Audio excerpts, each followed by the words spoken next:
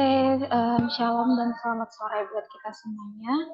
Perkenalkan kita dari kelompok 2. Pertama sekali kita mau ngucapin terima kasih banyak buat Kak Martin yang sudah bersedia menjadi narasumber, sudah bersedia meluangkan waktunya untuk kita. Jadi di sini kita dari kelompok 2, kita ada penugasan akhir untuk wawasan dunia Kristen 3. Kita mau say thank you banget buat Kak Martin.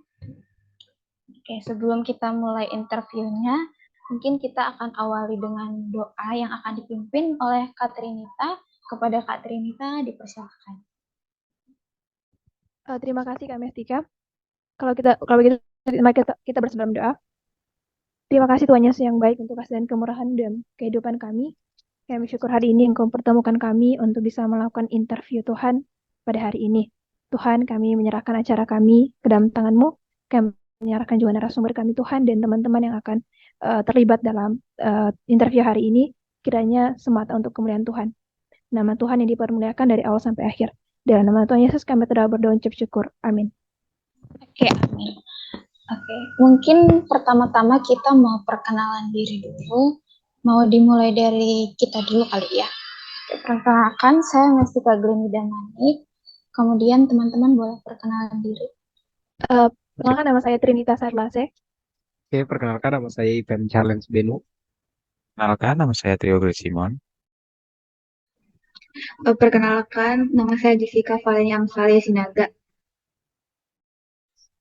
Perkenalkan, nama saya Jennifer Yunita. Perkenalkan, nama saya Vina Yunarepa. Dan perkenalkan, nama saya Veronica Mandaku. Shalom, perkenalkan nama saya Isabella Tahapari. Shalom kakak dan teman-teman, perkenalkan nama saya Veronica. Terima kasih. Oke, terima kasih teman-teman. Oke, sekarang kepada Kak Martin kami persilakan untuk memperkenalkan diri. Oke, halo teman-teman, adik-adik dari UPH. Namaku dan Martin Yoga, marganya Saragih. Sekarang kebetulan lagi melayani sebagai calon vikar pendeta di GKPS Sidikalang Kota. Dan background studinya, puji Tuhan tahun lalu baru lulus dari Universitas Kristen Duta Wacana dari Prodi Filsafat Keilahian di bawah naungan Fakultas Teologi. Thank you. Oke, salam kenal Kak Martin.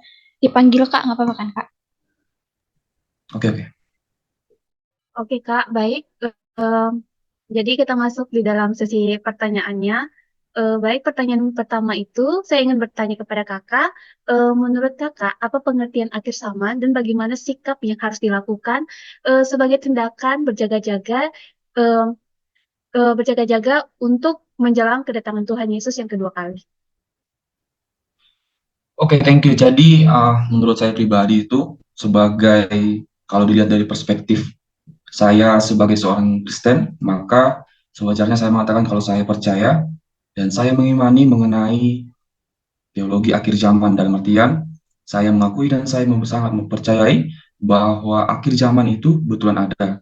Dan di akhir zaman itu, sesuai dengan apa yang sudah dituliskan di dalam Injil Matius 24, maka saya juga percaya bahwa akhir zaman itu adalah masa di mana Yesus Kristus datang untuk yang kedua kalinya ke bumi, ke dunia, di mana tujuannya adalah untuk menghakimi apa yang sudah dan telah dilakukan oleh manusia, baik dia yang sudah mati, baik juga dia yang masih hidup. Jadi, dalam hal roh, maka saya percaya ketika manusia mengalami kematian daging, dalam arti mereka meninggal, maka saya percaya roh mereka akan beristirahat di dalam daging mereka. Dan ketika masa penghakiman yang terakhir itu, maka disitulah mereka ataupun roh itu bangkit dan dihakimi. Jadi kalau bertanya mengenai sikap saya sebagai orang yang percaya terhadap akhir zaman itu, maka saya menyikapi hal itu dengan sikap yang lebih positif, dalam artian saya adalah orang Kristen, maka saya selama hidup saya selalu berusaha keras untuk melakukan dan untuk hidup sesuai dengan ajaran Kristen dan juga ajaran yang sudah diteladankan oleh Yesus. Jadi, meskipun memang terdengar agak seram mengenai konsep akhir zaman ini, dalam artian saya tidak takut. Karena apa? Karena saya hidup dalam pengharapan eskatologis, dalam artian saya sudah selama hidup saya melakukan apa yang sudah diajarkan, apa yang sudah diterangkan oleh Yesus Kristus yang saya imani, maka ketika akhir zaman itu pun datang, saya tidak ada rasa takut, melainkan saya dilingkupi dengan penuh pengharapan bahwa saya akan dihakimi dengan lebih baik, dengan cara yang baik, karena saya sudah hidup dengan baik selama saya hidup. Thank you. Oke, baik. Terima kasih Kak atas jawabannya. Selanjutnya, saya akan bertanya untuk pertanyaan kedua. Apakah Kakak percaya bahwa saat ini kita sedang hidup di akhir zaman? Jika iya, mengapa? Dan jika tidak, mengapa? Oke, untuk menjawab ini sebenarnya cukup sederhana, karena secara sederhananya pengharapan ataupun konsep pemikiran mengenai akhir zaman itu adalah hasil ataupun hal yang titik dasarnya itu adalah kehadiran Yesus Kristus di dunia. Jadi secara sederhananya, yang tahu, yang menentukan, dan yang memastikan kapan momen akhir zaman itu terjadi, itu adalah Yesus Kristus itu sendiri. Dalam artian, bukan otoritas kita atau itu adalah berada di dalam luar logika nalar kita sebagai manusia. Karena itu adalah otoritas dari Yesus Kristus itu sendiri. Jadi kalau ditanya apakah saya percaya ataupun saya mengatakan iya, bahwasanya akhir zaman itu telah dekat, saya mengatakan tidak. Karena apa? Karena balik lagi ke yang sudah saya katakan di awal, yang menentukan, yang tahu, dan yang memastikan akhir zaman itu adalah Yesus Kristus, bukan kita manusia. Itu bukan hak kita. Dan juga itu di luar jangkauan kuasa logika rasio kita manusia. Thank you. Baik, terima kasih Kak. Selanjutnya, pertanyaan akan diajukan oleh teman saya. Oke, Kak Martin, thank you banget buat pertanyaannya. Tadi jawabannya tuh kita manusia tuh nggak bisa nentuin kapan momen akhir zaman itu ada, karena yang nentuin momen akhir zaman itu otoritas dari Yesus Kristus itu sendiri, gitu ya. Pertanyaan selanjutnya, bagaimana cara kita sebagai orang Kristen yang telah mengenal Tuhan untuk menghadapi manusia yang masih denial sama akhir zaman dan masih belum percaya akan kebenaran firman Tuhan, ditambah masih hidup dalam keberdosaan. Serta bagaimana cara yang tepat untuk menyadarkan mereka tentang hal ini, supaya mereka mau bertobat dan percaya kembali kepada Tuhan, serta mau mempersiapkan diri mereka untuk peristiwa akhir zaman yang kita nggak tahu momennya kapan. Oke, secara pribadi, saya selalu berprinsip bahwasanya setiap orang, baik saya, baik pun adik-adik semua, baik pun orang yang di luar Kristen, mereka memiliki yang namanya kebebasan berpikir. Dan baik itu juga dalam hal iman, mereka memiliki kebebasan di dalam beriman. Jadi kalau ditanya bagaimana cara menghadapi orang yang denial atau menyangkal bahwasanya akhir zaman itu akan tiba, rasanya kurang tepat, karena kita tidak memiliki hak untuk menilai iman seseorang. Tapi ketika berbicara mengenai keberdosaan, maka ini adalah suatu hal yang menurut saya pribadi sangat penting untuk kita ingatkan. Karena apa? Karena bagaimanapun kita sebagai orang Kristen, baik lagi di dalam dasar iman kita dituntut ataupun kita diajarkan untuk mengajarkan yang namanya kebaikan dan menegur yang namanya keberdosaan. Cara sederhana untuk menyadarkan orang yang berdosa adalah terlebih dahulu kita sendiri yang memperbaiki diri kita sendiri. Dalam artian, ketika kita melakukan kebaikan, tentu hal yang akan menjadi contoh yang baik kepada mereka yang berdosa. Kelemahan kita, ini adalah kegelisahan saya pribadi sebagai seorang Kristen dan juga sebagai seseorang yang sudah belajar filsafat ketuhanan. Kelemahan kita sebagai seorang Kristen adalah kita terlalu sering atau terlalu mudah untuk menilai. Kita terlalu mudah untuk menilai apakah dia benar, apakah dia salah, apakah hal yang dilakukan itu dosa, hal yang dilakukan itu adalah suci. Kita terlalu mudah untuk menilai apakah salah, apakah benar. Menilai orang berdosa, menilai orang itu jahat, dan lain-lain. Padahal, secara pribadi, dan adik-adik juga pasti mengiyakan itu, kita orang Kristen juga tidak semuanya baik. Bahkan kita sendiri belum melakukan yang namanya kebaikan itu. Sering juga kita melakukan hal yang tidak benar. Maka secara sederhananya, untuk menjawab pertanyaan kalian, adik-adik semua, untuk menyadarkan mereka yang masih berdosa, maka saran saya adalah terlebih dahululah kita memperbaiki diri sendiri.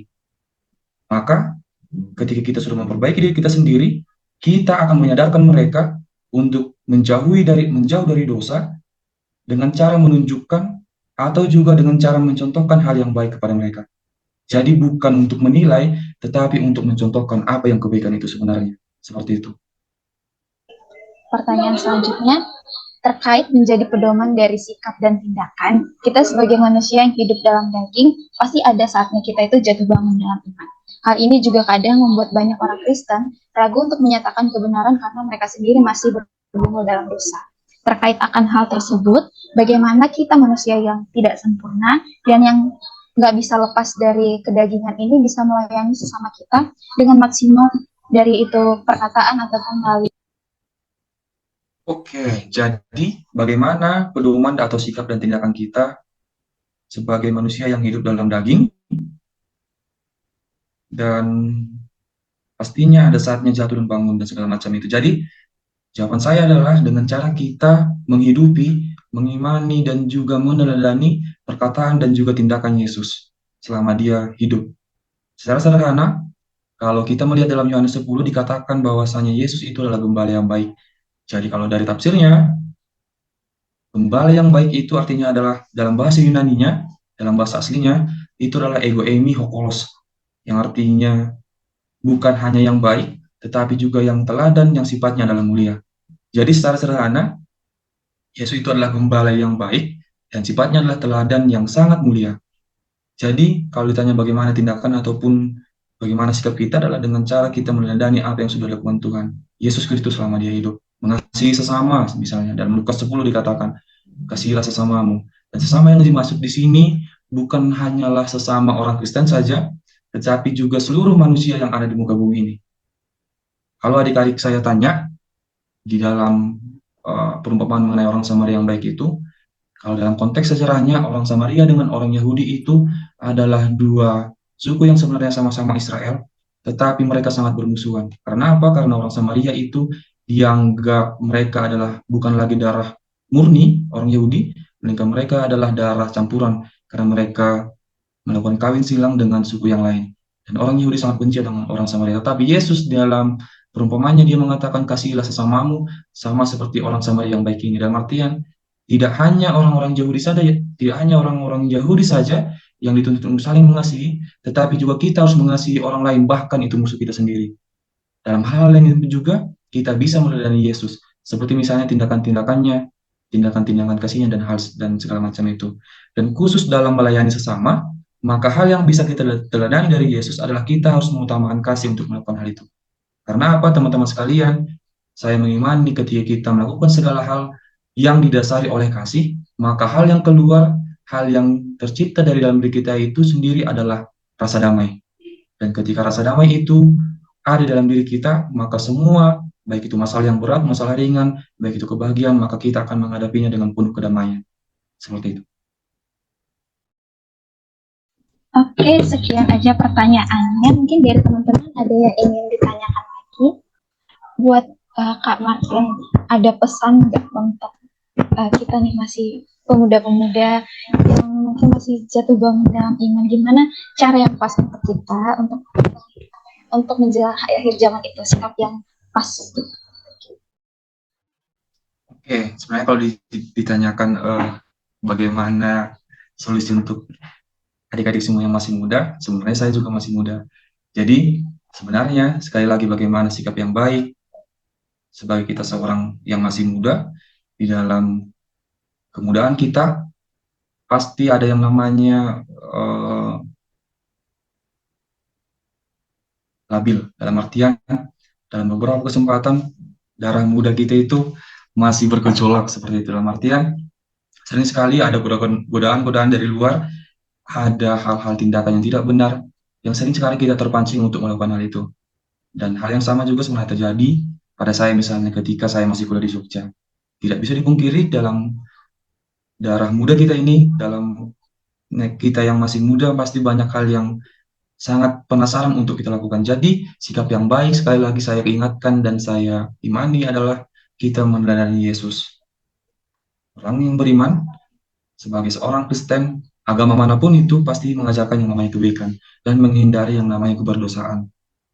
Jadi kalau ditanyakan bagaimana sikapnya adalah dengan cara kita meneladani Yesus dan mengingat bagaimana sebenarnya kita melihat akhir zaman itu. akhir zaman itu adalah ketika kita dihakimi.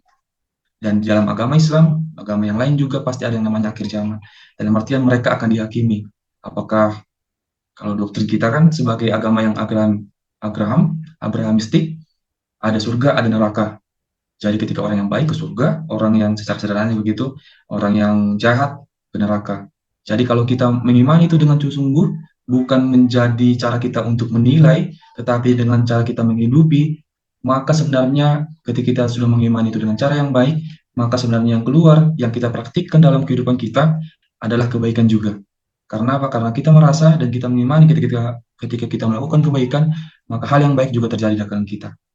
Baik itu di masa sekarang, di masa keberdagingan kita ini, baik juga di masa nanti, ketika Yesus datang untuk kedua kalinya untuk menghakimi kita, seperti itu. Terima kasih kembali Kak Martin. Ini ada satu pertanyaan, mungkin di luar konteks dari akhir zaman. Kan Kak Martin kan selama ini udah melayani di gereja, saat ini juga sudah melayani tadi di GKPS di Palangkota. Nah, saya mau tanya, dalam melayani itu ada nggak kesulitan untuk mengabarkan Injil? Mungkin kayak masih ada orang-orang yang kayak masih denial sama Injil yang udah dikabarkan sama Kak Martin. Oke, sekali lagi saya tegaskan sesuai dengan jawaban saya di awal, bukan hak saya, bukan hak kita untuk menilai pribadi orang itu salah atau benar, bukan hak kita juga untuk menilai apakah mereka berdosa atau tidak berdosa, tapi dalam pengalaman saya, pelayanan saya di sini, hal yang paling sulit dilakukan untuk mengabarkan Injil kebaikan itu adalah ketika kita harus menghadapi banyak sekali karakter manusia. Dalam artian, di dalam satu jemaat itu, dalam satu persekutuan itu pasti banyak karakter. Jadi kesulitan ataupun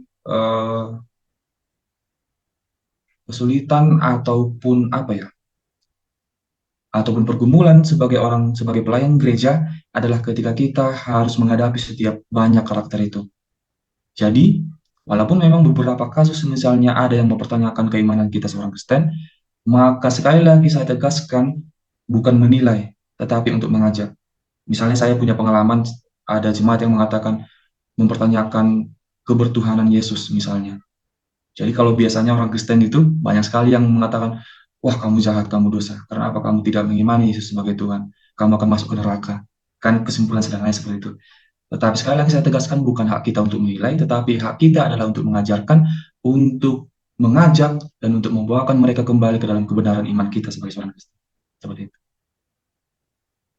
Dan sekali lagi caranya dengan yang sudah saya katakan tadi adalah dengan cara mencontohkan kebaikan itu. Seperti itu. Terima kasih Pak Martin atas jawabannya. Mungkin sekian aja sesi tanya jawabnya. Kita mau bilang makasih banyak lagi buat Kak Martin yang udah bersedia jadi narasumber kita di interview kali ini.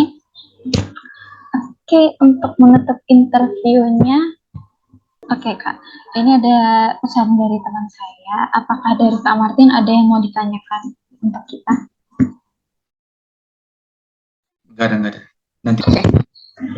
Oke, kalau gitu kita akan tutup interview kita kali ini. Doa penutup akan dibawakan oleh Kak Jennifer. Buat Kak Jennifer, kami persilakan. Oke, sebelumnya terima kasih Kak Martin. Kita akan menutup interview pada sore hari ini dengan doa. Mari kita berdoa. Tuhan, Allah Bapa kami yang dan surga yang mulia, terima kasih Tuhan atas berkat-Mu sehingga kami telah menyelesaikan interview pada sore hari ini dengan baik dari awal pertengahan hingga akhir. Kiranya apapun yang telah disampaikan Kak Martin dapat kami dalam masa depan kami. Tuhan Yesus, mari kami akan mengakhiri interview ini. Kiranya Engkau memberkati aktivitas kami selanjutnya Tuhan, sehingga nyusul dengan kerendahan. Terima kasih Tuhan Yesus, hanya dalam nama-Mu kami telah berdoa dan mengucap syukur. Haleluya, amin.